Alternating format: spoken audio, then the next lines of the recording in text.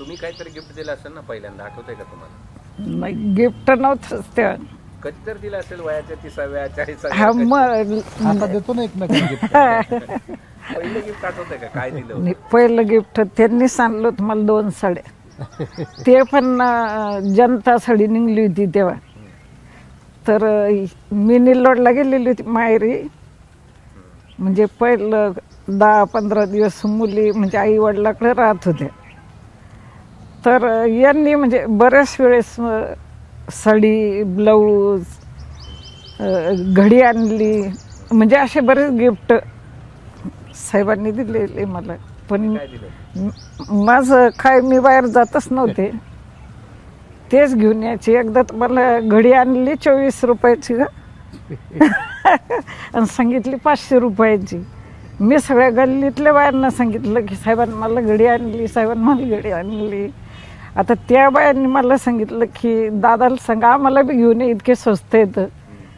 मग मी केले सगळ्याकडून 24 रुपये जमा. मग यांना म्हटलं आता हे यांना पण आणून दे माझी मैत्रीण. मग माहिती झालं की ते 500 रुपयाची. मुंबईला आणि मुंबईला गेल्यानंतर मी असं मंत्रालयापासून आम्ही फुटपाथनं आमचे दोस्त मित्र फिरता फिरता ते घड्या विकणारे होते, इलेक्ट्रॉनिकच्या घड्या आमच्या निघल्या होत्या. बटन दाबलं की ते आवाज यायचा, किती वाढले सांगायच्या. मी बघितलं आधीच्या आता त्या टायमाला 300 रुपयाची घडी अगोदर होतीच. ही घडी होती 20 रुपयाला. 20 रुपयाची घडी घेतली मी. ह्या घड्या म्हणजे आपले काटे फिरायच्या घड्या, आणि ती म्हणजे आपली दाखवायची 3 वाजले, 4 वाजले, 5 वाजले, सेकंद दाखवायची, मिनिट दाखवायची. म्हणून चांगलं वाटायचं ते. मी घरी आली, नील दाखवली, म्हणजे केवढ्याची म्हणलं 500 रुपयाची. ही खुश झाली. आता खुश झाल्यावर मग हिच्या ज्या मैत्रिणी होत्या त्या काळातल्या, त्यांना हिनं दाखवली की घडी बघा यांनी आणली मला, किती छान आहे, या आपल्या घड्या जुन्या झाल्यात. ते म्हणजे केवढ्याला आणल्या, तर ही म्हणली 500 रुपयाला. कारण मी हिला 500ला सांगितलं. तर त्या महिला हिला म्हणल्या की काही करा, म्हणजे 500-500 रुपये आमच्या बिघ्या पण आम्हाला आणा. हिच्याजवळ 10 जणींना 500-500 रुपये दिले, गुपचूप दिले. तेव्हा नवऱ्याचे काही पैसे चोरायच्या बायका, आपल्या घरातल्या काही गरजा असायच्या ना ते भागवायसाठी, पगारी असला माणूस तर मग केव्हा तरी काढून घ्यायचे थोडे, असं करायच्या. तर हिच्याजवळ त्यांनी 500-500 रुपये दिले आणि म्हणले यांना बी घड्या आणा. मी ते 500-500 घेऊन टाकले. आता घडी 20 रुपयाची होती आणि 500-500 रुपये दिले त्यांना. मी आणल्या घड्या दुसऱ्या चक्रात मुंबईहून, आणि मी यांना घडी देऊन टाकली. घडी दिली. माझं मन काय म्हणजे झालं, येतं आपली फसली. आता हिला अंगावर नाही घ्यायचं म्हणून ते पैसे घेतले.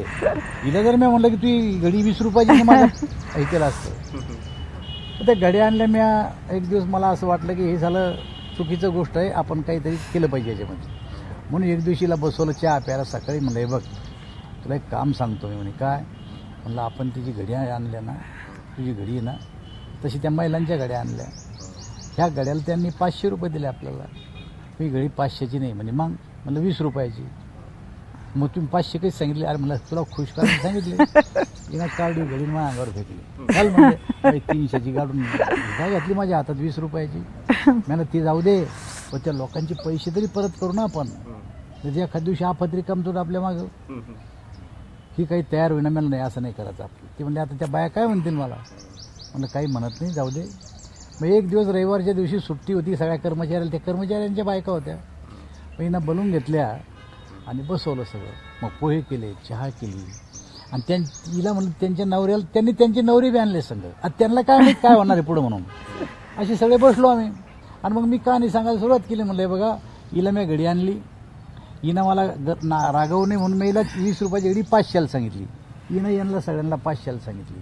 यांनी 500 जमा करून दिले. पण घड्या म्हणलं बघ 20 रुपयाचे आहे, हे 480 रुपये तुमचे परत घेऊन जातात.